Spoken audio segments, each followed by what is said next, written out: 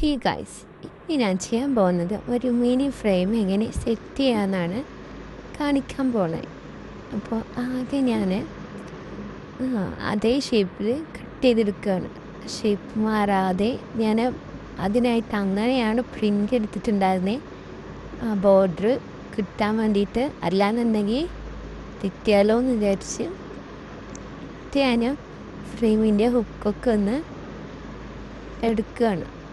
എടുക്കുക മീൻസ് ഇതൊന്ന് കുറച്ച് ഇതാക്കാമല്ലോ, അടർത്താൻ പറ്റുന്ന സ്പേസ് ഉണ്ട്, അങ്ങനെ ആക്കാമെന്ന് വിചാരിച്ചു.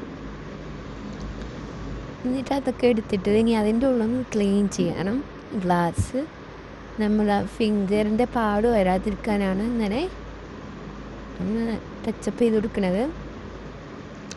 ഇനി നമ്മൾ അതിൽ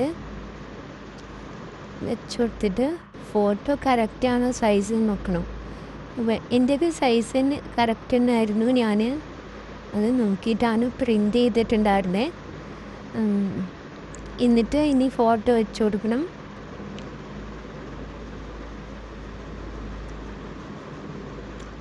എന്നിട്ട് ഞാനത് അഡ്ജസ്റ്റ് ശരിയാണോ എന്നൊക്കെ നോക്കി.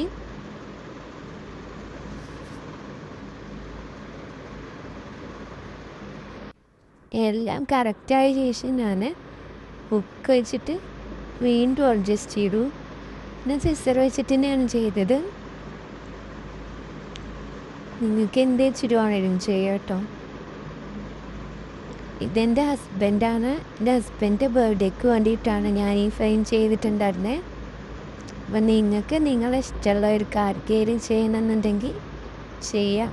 നമുക്ക് തന്നെ വീട്ടിൽ ചെയ്യാവുന്നതേ ഉള്ളൂ.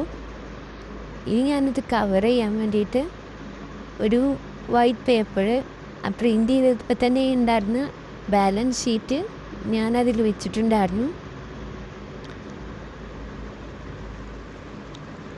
ഞാനിനി കവർ ചെയ്യാൻ പോകുന്നത് പിന്നെ ചെറിയ ഒരു ഗിഫ്റ്റ് റാപ്പിംഗ് ചെയ്യാൻ പറ്റുന്ന ഒരു പേപ്പർ വെച്ചിട്ടാണ്. പേപ്പർ മീൻസ് ഇത് പേപ്പറല്ല, ഒരു ഏകദേശം സൗണ്ടൊക്കെ ഉണ്ടായിരുന്ന പേപ്പറാണ് ഞാൻ റാപ്പ് ചെയ്യാൻ എടുത്തിട്ടുണ്ടായിരുന്നു. നിങ്ങൾക്ക് എങ്ങനെ വേണമെങ്കിലും എടുക്കാം.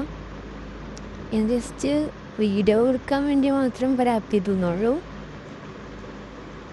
ഇത് നമുക്ക് എവിടെ നിന്ന് വേണേലും കിട്ടും, അവൈലബിളാണ്. ഏത് ഷോപ്പിൽ നിന്ന് വേണേലും നിങ്ങൾക്ക് എവിടെ നിന്ന് വേണമെങ്കിലും വാങ്ങാം കേട്ടോ.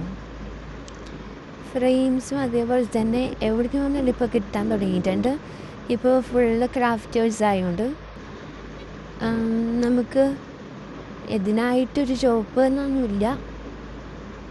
ഇപ്പം എല്ലാ ഷോപ്പിലും അവൈലബിളാണ് ഫ്രെയിംസ്. അതുകൊണ്ട് നമുക്ക് ഇത് വീട്ടിൽ തന്നെ ചെയ്യുന്നതാണ്.